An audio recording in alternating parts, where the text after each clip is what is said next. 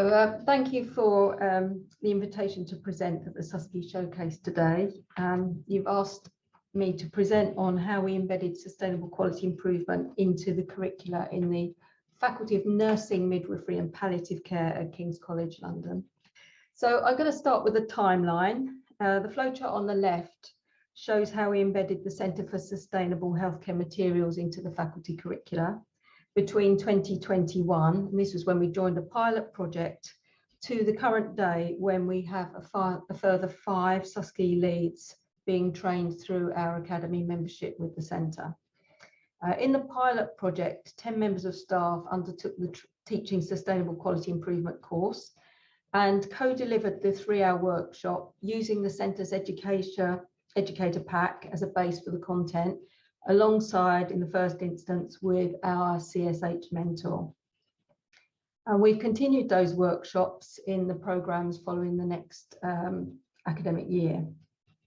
In January 2023, in addition, principles of sustainable healthcare and QI methods without the full workshop were delivered in other parts of the programme, so via individual modules, for example, in midwifery and mental health care, with a view to incorporating those into existing timetables within this academic year.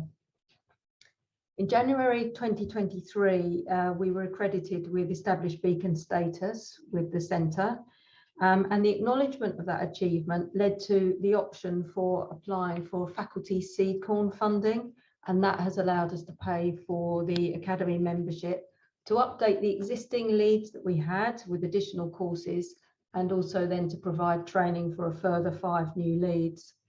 And those leads will be embedding the material into other programs that we have. So 2 of the leads will introduce the sustainability content to our international programs. One of these is the BSc for qualified nurses in Singapore, and the other will embed it into the MSc clinical nursing program, which is available to international students that come from all across the world. A further 2 of the new leads will introduce the content into our post-qualification modules, one in critical care, one in prescribing modules, and the last will review the material and where it's embedded within the midwifery programs. The sustainability content fits well with the modules that we run that focus on quality improvement methodology and leadership in nursing and midwifery. These are typically delivered in the final years of the programme. Reducing health inequalities and preventing ill health is just the core theme of the public health nursing programs for our health visitors and school nurses. And so it's quite easy for them to put the SusQI principles into that particular content. So in preparing the presentation, I thought about the factors that had aided this progression. I think initially the liaison with the centre in the pilot project was obviously a key factor, and we were supported from the initial staff training to delivery of the material in classes by our centre mentors, Victoria and Siobhan. The other key factor was having module leads with an interest in sustainability, because these were able to see where the content could fit into their respective modules and programmes. Also, having the educator pack reduced a potential barrier to getting that material into the programme in lecturers trying to find the time to deliver or develop materials from scratch. And it meant that we could adapt the materials that we had from the centre to suit the necessary content and even timetabling barriers. So, for example, when you only have 1 session and it's a certain length of time, you can't necessarily deliver the whole workshop, for example. As well as delivering the material to students, we also have negotiated administrative processes to update module aims, descriptors and outcomes to make sure that the sustainability focus is within the assessments. And I think we need to acknowledge our professional services staff, because in telling them what we needed to do, they managed to push us through those processes quicker than we may have done otherwise. And we also had quite supportive faculty managers. Once they were aware of the activity we've been doing, they pointed us towards opportunities for funding and also enhanced communications about this work at different fora, different levels in the university. Relatively new within the last couple of months, but now a key driver going forwards. We have a new action plan for university climate and sustainability. It's not that sustainability wasn't an interest before in the strategic objectives in the university, but that there's now an action plan that's been developed to cover kind of a wide remit of objectives. And so the key message of these university strategic objectives is to demonstrate sustainability in all we do, not just within the teaching, but the way we work as a whole, manage the buildings, estates, etc., etc. But so in order for us, the faculty, to look at the action plan and say what impact we've made, we need to gather evidence of the impact of that work.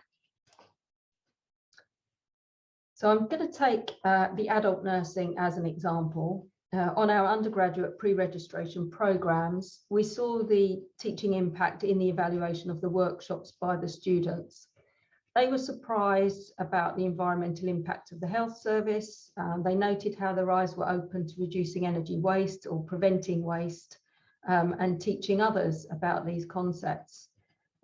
These students can choose to do an assessed TED talk relating to sustainability in one of the modules at level 6. But they also need to do a quality improvement proposal for their dissertation, and they can also show the application of that learning there.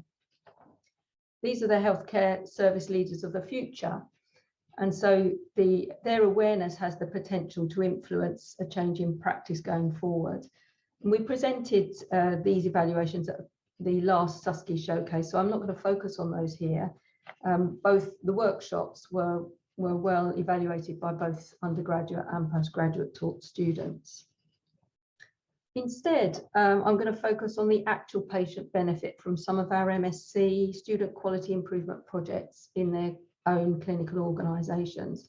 So this is the dissertation assessment for advanced clinical practice students. They come from a wide range of professional healthcare disciplines, and they can choose to use a SusQI framework as the design for their project, although they might not do so. However, since focus on sustainability has been included in the assessment criteria and the learning outcomes, there has been an increase in students in the latter intakes, specifically discussing environmental issues for their projects in the discussion section of their dissertations. We are currently categorising the nature of the projects in an evaluation of our teaching work. But the students have been doing things like implementing medication reviews, increasing engagement of patients with screening, introducing reminder system to reduce did not attend and re-attendance for another appointment. Some of the students have also estimated cost savings from the reduction of resource use to demonstrate the impact of their work. So the top one I've given you here has done that. Of the 3 projects where the details are given here, these students had the opportunity to attend a SusQI workshop.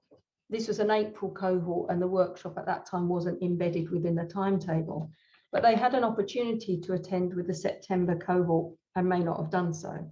The following cohort, the September cohort, around 65 students, they did have the workshop embedded in their timetable. Now, these students are not submitting their projects until September, because they get a whole year to do this project. And so it will be interesting to see whether any of them did use a SusQI design and talk in terms of the triple bottom line within their projects. I know of at least 2 that were considering that approach so far. So lastly, in making sustainability a focus of what we do, we're in the initial stages of a project to green up the waste from our clinical skills sessions, and we ran a climate cafe in collaboration with Heather Bade and Suze Thompson from University of Brighton, with our 2 student interns and our clinical teachers to look at what the nature of waste produced by clinical skills simulation teaching. The project will look at the carbon footprint of those skills teaching, and this climate cafe helped us to identify some of the interventions we can put in place to reduce the carbon footprint.